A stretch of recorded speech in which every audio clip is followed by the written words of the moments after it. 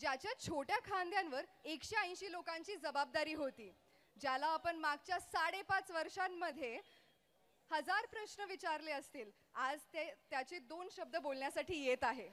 Put your hands together for our one and only CR, Dr. Vikrant Pause. Pause, pause, pause.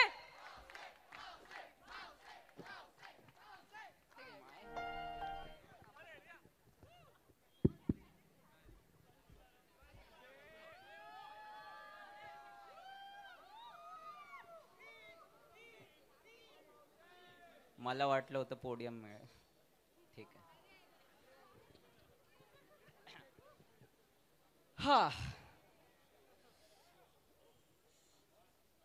तर नमस्कार.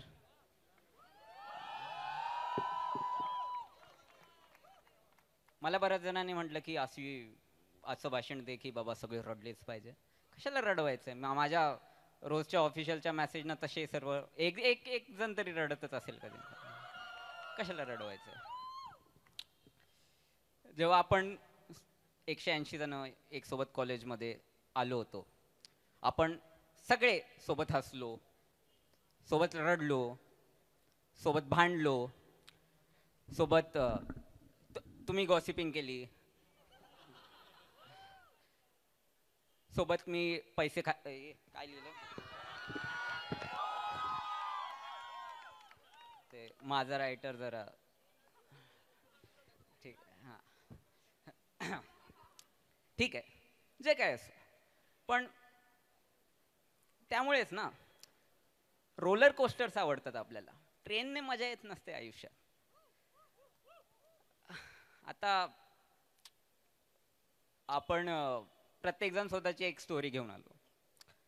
हे एक story नव्हती, प्रत्येकाच्या स्टोरीचा लीड कॅरेक्टर होता.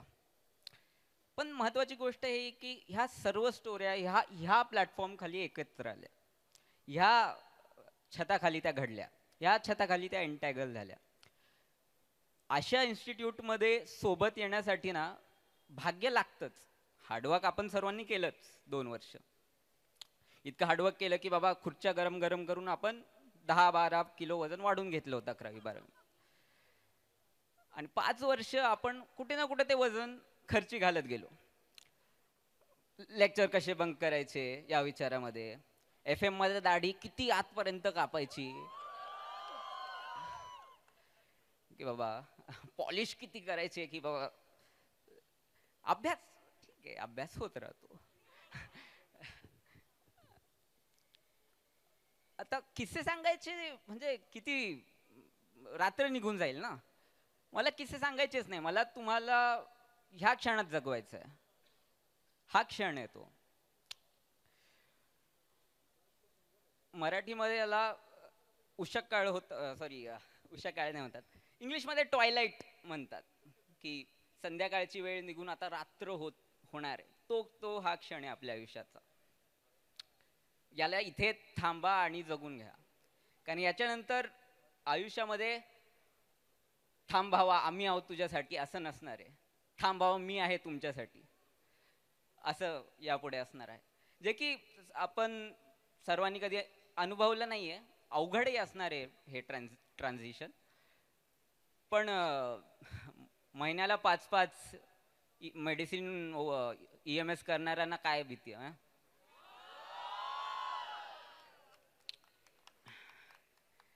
तर माझी हीच इच्छा आहे की ज्या प्रकारे आपण आत्तापर्यंत लढत आलोय, जगत आलोय, त्याप्रमाणे लढूया, जगूया.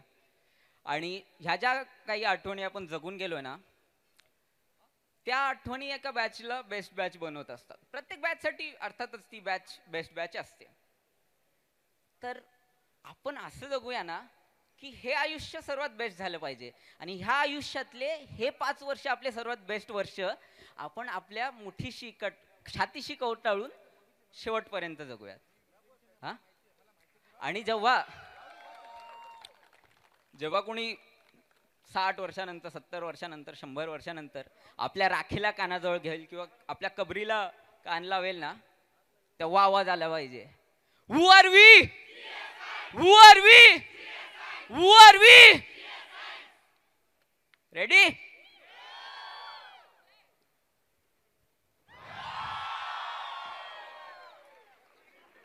धन्यवाद.